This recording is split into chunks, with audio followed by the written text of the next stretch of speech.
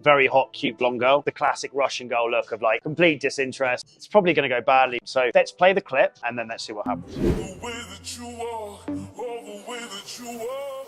So have you ever had it before where you pre-predict based on someone's expression or what they're doing, that you've got them down in a nutshell? You understand their story, you understand how they're going to react to you, you understand that, or you just assume that you're going to get a terrible reaction, right? This is exactly what happened to me recently. So set the scene before you watch the clip. Myself and Les grabbing a coffee in Sao Paulo. Very hot, cute blonde girl sitting down with an incredibly serious resting bitch face, and her friend looking incredibly serious as well. That classic kind of thing, if you've been to Eastern Europe, the classic Russian girl look of like complete disinterest. Like they're even in a conversation with each other, but they both look horrendously serious and disinterested. But she was cute and we were leaving the cafe. So Les nudged me. He's like, look, you know, one, you just go and say hello. And it's that Dr. Pepper moment of, well, it's probably going to go badly, but worst case scenario. But it really is a case of judging a book by its cover, right? You judge in advance and then you never know the outcome. So let's play the clip and then let's see what happens.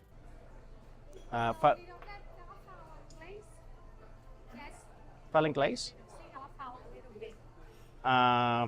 Meu português é mais ou menos porque não falo português para 2 anos, mas eu queria dizer oi para você porque eres muito linda e como se chama? Valentina? Não, Mariana. Mariana. Não mucho gusto. Prazer em conhecê-lo.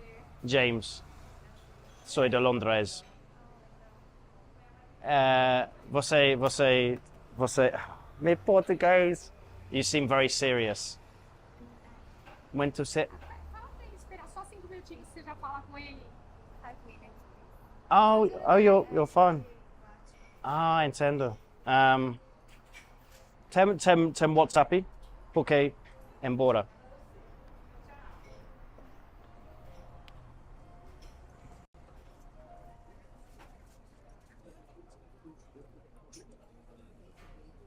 Eu não sei, entro em chamada também. Os dois no telefone agora. Ah, desculpa, com licença.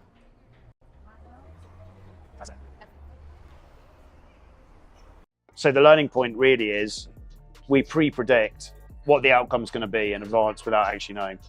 So what actually happened is they're on some conference call. We assumed they're going to be very disinterested. Yeah. We went up and then we discovered actually she was on a call, on a work conference call. They both were. Yeah. They're really engaged in that. It wasn't they were not interested, right? Yeah. But it's fascinating because it's exemplary. Again, we always forget how the power of what you say is so much more important than the words you say. For sure, yeah. It's so important, it's so easy to forget. Absolutely. So I'm sure you've had the situation where you've gone into a conversation and the girl ends up not responding exactly like you wanted to respond, and immediately we think, she's not interested, she's a bitch, you know, this is just not a conversation that's going to go somewhere. So that's our natural response, but a lot of the time that's just a prejudgment that may not actually be true. So in this situation, what actually ended up happening, I was sitting there watching this conversation with James, and he goes up and I'm, you know, sitting a few meters away like a horny pervert and just watching this and thinking, oh, this is terrible, right? They're just not really giving you much feedback. And then afterwards, when we were speaking, James told me, you know, it wasn't actually that they were rude. She was actually on a work conference and she was on the conference while you were trying to talk to her. And it turned out that she actually was quite friendly. When I opened her, she was being like really dismissive, but not actively like, kind of like, I didn't get the subconscious vibe she wanted me to go, but she was being quite dismissive and quite like not really engaging. And then she was like, she pointed to her ear and I realized she'd got wireless earphones. And then she pointed to her phone. I look at her phone and there's a Zoom call of like 20 people. Oh no. And no, but it was fine. She was like, and then her friend took the earphone out who's on the same call and goes, we're on a work call, but she likes you, you know, get her number. And I got the number and then we're texting back and forwards. Nothing materialized in the end. But it was a great example of we create this narrative of why it's not going to work or pre-assumptions. We love creating these negative stories about doom and gloom in life, right? Yeah, I think as well, a key point as well is that we have this idea that the girl knows exactly what we're doing when we go and talk to her, but she's just walking down the street or in a cafe or doing whatever she's doing, and we go up to her and sometimes we get this not weird response, but a little bit taken aback, a little bit starstruck, and immediately we just filter it through this negative mindset, this negative belief system, which is, oh, she's not interested. But we are not thinking about it. We're not approaching the situation from an empathetic standpoint, and obviously finding out a little bit more to see what the situation is. So one way to overcome this is to approach the situation with a little bit more empathy and actually find out more about the situation. Just to open that up for guys that are watching this that are maybe like, I've heard of that empathy thing. Is it like sympathy? Like, how would you describe empathy? What does empathy mean to you? To me, empathy is firstly non-judgment. Right. And the second thing is putting yourself in the shoes of the other person. Right. But we can't do that if we prejudge. Right. And one way to overcome this is to obviously not prejudge and put yourself into the other person's shoes, but also to find a little bit more about the situation just by asking questions, to be very calm, to be proactive, to not get sucked into the situation and immediately react, but to just be very calm, very easygoing, and lead the situation as well. Because essentially every time you meet someone, there's a little bit of a clash of frames. We don't want to get too Rich Cooper. Yeah, too Rich Cooper, too technical. But when you go up to someone, she has the perspective of, who is this guy? Why is he coming up to meet me? Right. Does he want to convert me to Jesus? Does he want money? Is he a club promoter? And your perspective is, I'm a cool guy. I'm an easygoing guy. I come in peace. I just wanted to meet you. I come in peace. Kumbaya, my lord, kumbaya. So what I would recommend is basically just stay in the situation a little bit longer, not prejudge. And you know what? That's such an important point to make, though. Yeah. Because it's all internal equals external. If you judge externally, it means you judge yourself and vice versa, right? You need to be almost free of judgment internally to then, they're two sides of the same coin.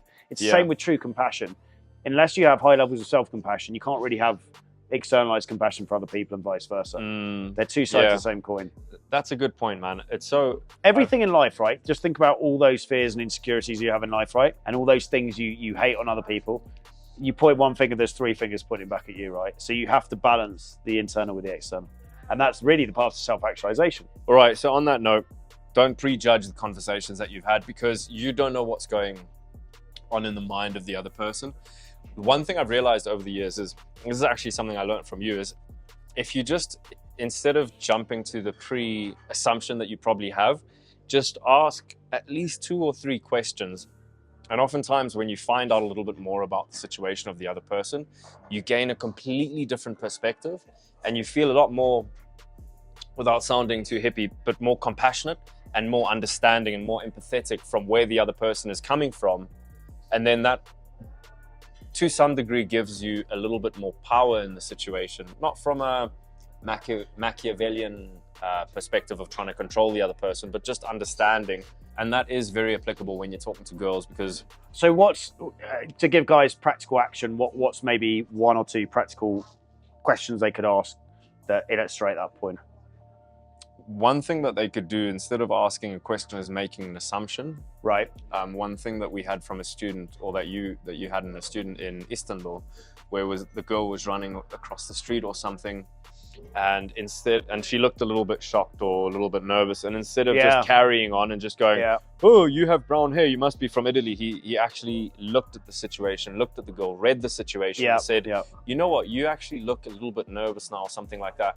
And just from that little comment, she almost dropped her shoulders and just opened up completely, and explained the situation. And that's true empathy. It's not just getting caught on the verbals. It's reading the energy of the situation and the girl and being truly present. Yeah, true empathy is not just reading her words, but actually looking at her actions and feeling her energy. And it was a great example Les brought up about the student in Istanbul.